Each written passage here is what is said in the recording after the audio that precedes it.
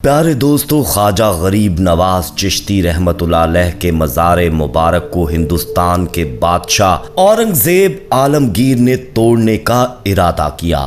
बादशाह औरंगजेब को वलियों के मुताबिक ये गलत फहमी थी कि मरने के बाद अल्लाह का वली अपनी कब्र में जिंदा होता है।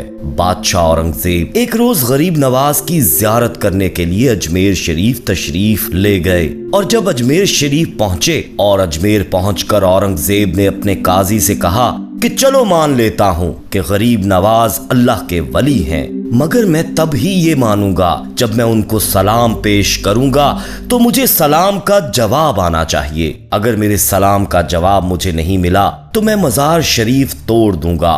दोस्तों, औरंगजेब आलमगीर जब मज़ार पर पहुंचे और हाजिरी दी और वहां पर उन्हें एक अदना सा शख्स बैठा हुआ मिला। वो शख्स इंतजार कर रहा था तो बादशाह औरंगजेब ने उस शख्स से पूछा, ए शख्स, क्या मामला है? तुम यहाँ पर क्यों बैठे हो और तुम परेशान लग रहे हो? तो उस शख्स ने बादशाह औरंगजेब से फरमाया, हजरत, मैं आंखों से नाबीना हूँ, यानी मैं अंधा हूँ और काफी अरसे से ख्वाजा गरीब नवाज रहमतुल्लाह अलैह से दुआ कर रहा हूँ कि मेरी आंखों की बिनाई वापस आ जाए, लेकिन कोई फायदा नहीं होता। मैं काफी अरसे से यहाँ हाजिरी देता हूँ और रो रो कर दुआएं करता हूँ कि अल्लाह ताला अपने इस वली के सदके में मेरी आंखों की बिनाई मुझे अता कर दे, मगर आज तक मुझे कोई फायदा नहीं हुआ, यानी मेरी आज तक कोई हाजिरी और दुआ कबूल नहीं हुई। तो दोस्तों, बादशाह औरंगजेब ने इस अंधे शख्स से कहा कि मैं मज़ार पर सलाम पेश करने के लिए जा रहा हूँ और जब मैं वापस आऊं और तब तक तेरी आंखों की रोशनी तुझे ना मिली तो मैं तलवार से तेरी गर्दन उड़ा दूंगा। दोस्तों, इतना सुनना था कि वो अंधा शख्स और ज्यादा परेशान हो गया और ज्यादा गमगीन हो गया और वो अंधा शख्स ये सोचने लगा, अब तक तो मेरी आंखों की रोशनी नहीं थी, लेकिन अब मेरी गर्दन की बारी आ गई। यानी वो अंधा शख्स कहने लगा, अब तक तो मैं मेरी आंखों को लेकर परेशान था कि मेरी आंखों की रोशनी नहीं है, मैं अंधा हूँ, लेकिन बादशाह ने तो मेरी गर्दन की बात कह दी, यानी अब मेरा बचना बहुत मुश्किल नजर आ रहा है। दोस्तों, फिर वो अंधा शख्स जोर जोर से रो रो कर और तड़प तड़प कर ख्वाजा गरीब नवाज से फरियाद करने लगा और जब बादशाह औरंगजेब ने ख्वाजा गरीब नवाज को सलाम पेश किया, यानी जब बादशाह औरंगजेब मज़ार के पास गए और मज़ार के पास जाकर उन्होंने सलाम अर्ज किया तो मज़ार में से कोई जवाब नहीं मिला। जब बादशाह औरंगजेब ने एक मर्तबा सलाम पेश किया तो जवाब नहीं मिला। फिर बादशाह औरंगजेब ने दूसरी मर्तबा सलाम पेश किया, फिर भी सलाम का जवाब नहीं मिला। लेकिन जब तीसरी मर्तबा बादशाह औरंगजेब ने सलाम किया तो अंदर से आवाज आई कि वालेकुम अस्सलाम व रहमतुल्लाहि व बरकातुहू। फिर मज़ार शरीफ से आवाज आती है, ए बादशाह औरंगजेब, दोबारा ऐसी जिद ना करना, क्योंकि तुम्हारी जिद की वजह से मैं उस अंधे आदमी की आंखों की बिनाई लेने अर्शे अलाही पर गया था और इसी वजह से तुम्हारे सलाम के जवाब देने में देर हो गई। सुभान अल्लाह। दोस्तों, ख्वाजा गरीब नवाज की करामत को देखने के बाद बादशाह औरंगजेब रहमतुल्लाह अलैह खुद एक अल्लाह के वली बन गए। अल्लाह अकबर।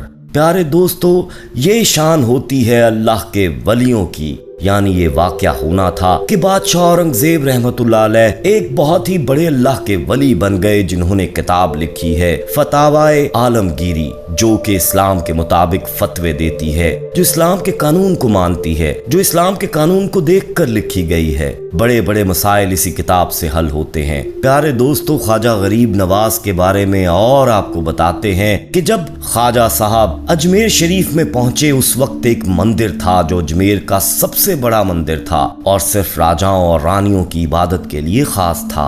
मंदिर के साथ ही एक तालाब था जिसका नाम अना सागर था। हिंदू इस तालाब के पानी को इंतहाई पवित्र यानी बाबरकत मानते थे। उनका मानना था कि जो भी इस तालाब में नहा लेगा उसके गुनाह छड़ जाते हैं। कहते हैं दोस्तों, इस मंदिर में रात को इतने चिराग जलाए जाते थे कि रात 3.5 मन तेल इन चिरागों में इस्तेमाल होता था।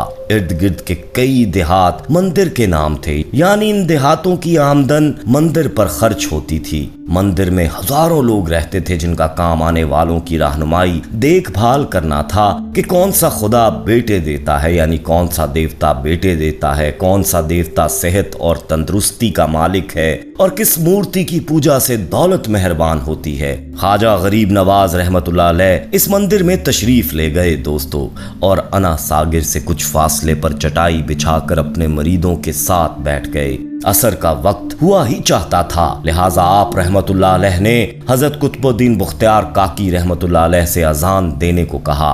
दोस्तों, कुफ्र शिर्क के गढ़ में अजमेर में अल्लाह की वहदानियत पर मोहम्मद मुस्तफ़ा सल्लल्लाहु अलैहि वसल्लम की रसालत का ये पहला ऐलान था। वो लोग इस्लाम से मुकम्मल तौर पर लाइल्म थे, वो नहीं जानते थे कि इस्लाम क्या है। चनाचे आजान की आवाज सुनकर वो हैरान हो गए और अपने घरों से निकल आए। सब मुसाफिरों ने अना सागर के पानी से वुजू किया और नमाज पढ़ना शुरू किया। सब हिंदू हैरान रह गए कि सब भगवान तो अंदर हैं, तो ये लोग आंगन में किस भगवान को सजदा कर रहे हैं। जब शाम हुई तो राजा के ऊंट जो दिन में चरने के लिए गए हुए थे अपने चरवाहों के साथ वापस आने लगे। इत्तफाक से जहां हजरत ख्वाजा रहमतुल्लाह अलैह अपने साथियों के साथ बैठे थे वो जगह राजा के ऊंटों के बैठने की थी। चरवाहों ने बाबा साहब रहमतुल्लाह अलैह से कहा कि उठो बाबा, ये ऊंटों के बैठने की जगह है, खाली करो। आप रहमतुल्लाह अलैह ने फरमाया, इतना मैदान पड़ा है, ऊंट तो कहीं पर भी बैठ सकते हैं, क्यों मुसाफिरों को तंग करते हो। पर वो मुसलसल कहते रहे कि ऊंट इसी जगह बैठेंगे। आखिर उन्होंने बहुत बदतमीजी से कहा, ये राजा के ऊंटों के बैठने की जगह है और इधर राजा के ऊंट ही बैठेंगे, तुम लोग कहीं और डेरा लगाओ। आखिर आप रहमतुल्लाह अलैह ने उठते हुए हजरत कुतुबुद्दीन बख्तियार काकी रहमतुल्लाह अलैह से फरमाया,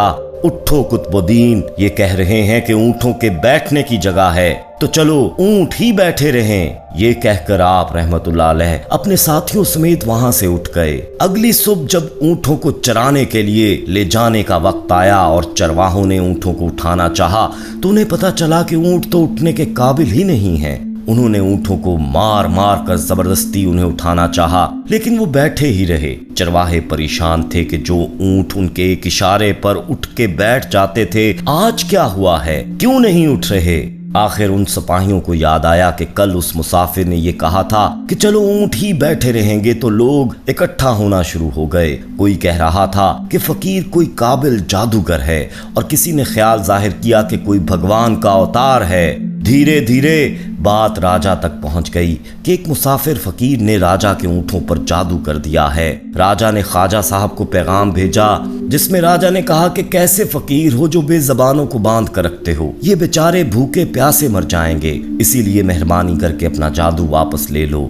आप रहमतुल्लाह अलैह ने फरमाया, हम मुसलमान हैं और मुसलमान बद्दुआ नहीं करते ना ही जादू करते हैं। जाओ कहो कि जिसके हुक्म से बैठे थे उसी के हुक्म से उठ खड़े हो जाएं। अब वो लोग जाकर ऊंटों को उठाने लगे तो ऊंट फौरन उठ गए। दोस्तों, हिंदुओं के दिलों में दिलचस्पी इन मुसाफिरों में बढ़ने लगी। वक्त आजान होती और नमाज अदा की जाती। आखिर राजा तक ये बात फिर पहुंच गई कि कुछ फकीर आए हैं जो मुसलमान हैं, पांचों वक्त आजान देते हैं और हमारे पवित्र तालाब को हाथ मुंह धोकर नापाक करते हैं, और तो और हमारे धर्म के खिलाफ बातें करते हैं। कहते हैं कि ये मूर्तियां पूजने के काबिल नहीं हैं, ये तो महज पत्थर हैं, इसीलिए इन्हें यहाँ से उठाया जाना चाहिए।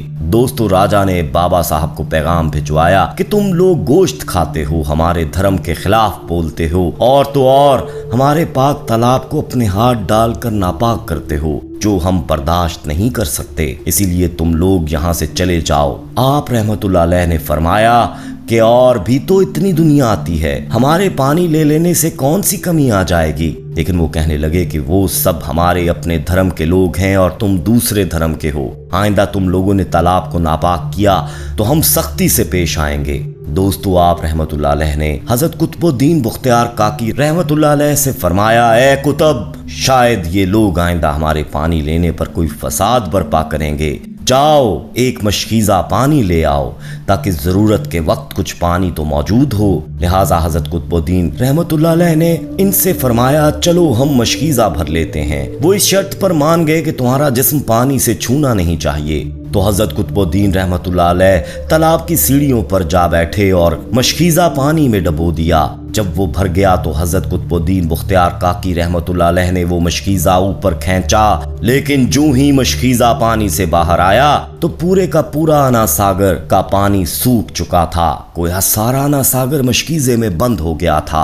अना सागर का खुश्क होना था कि पूरे अजमेर में कोहराम मच गया और वो रो रहे थे कि जो हम गुनाहों की गठरियां लाते हैं अना सागर में गुस्ल करके इनसे छुटकारा पा लेते हैं, अब हम गुनाहों का बोझ किधर लेकर जाएंगे। सारे इलाके में खबर फैल गई, दोस्तों के मुसाफिर फकीर ने जादू के जोर से अना सागर को खुश्क कर दिया है। राजा इस नई सूरत हाल से बहुत परेशान था। उसने अपने वजीरों को बुलाया। सबने यही कहा कि फकीर या तो जादूगर है या फिर वाकई कोई कामिल फकीर है। साथ ही वो परेशान हुए कि अजमेर की रौनक तो थी ही अना सागर के दम से, इसी की वजह से दूर दूर से अजमेर में लोग आते थे और अपना ईमान ताजा करके लौटते थे। अना सागर के खुश्क हो जाने से हिंदू धर्म की प्रचार को बहुत बड़ा धचका लगेगा और ये बहुत तशवीशनाक बात थी। आखिर तय पाया कि फकीर से बात की जाए। आखिर वो चाहता क्या है? अगर उसकी जरूरत खाने की चीजें होंगी तो हम मान लेंगे, या फिर सब मर्द औरतें और बच्चे जाकर फकीर की खुशामद करो कि लोगों को परेशानी से निजात दिलाओ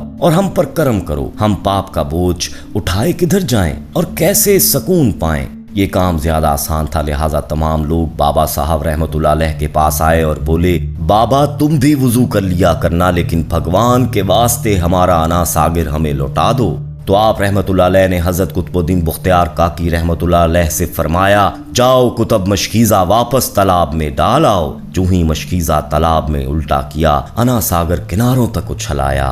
सुभान अल्लाह। प्यारे दोस्तों, हम उम्मीद करते हैं कि आपको हमारी ये वीडियो पसंद आई होगी। पसंद आने की सूरत में इसे ज्यादा से ज्यादा लाइक करते हुए ज्यादा से ज्यादा दोस्तों में शेयर कीजिएगा। जाते जाते कंफर्म जरूर कर लीजिएगा कि आपने हमारा चैनल मौजा टीवी ऑफिशियल सब्सक्राइब कर रखा है। नहीं किया तो फौरी सब्सक्राइब करते हुए बेल आइकन को क्लिक कर दीजिएगा ताकि हमारी आने वाली मजीद वीडियोस का नोटिफिकेशन बर वक्त आपको मौसूल होता रहे। अपना बहुत ख्याल रखिएगा और उनका भी जिनका कोई ख्याल नहीं रखता। आने वाली वीडियो में दोबारा आपसे मुलाकात होगी, तब तक के लिए अल्लाह निगहबान।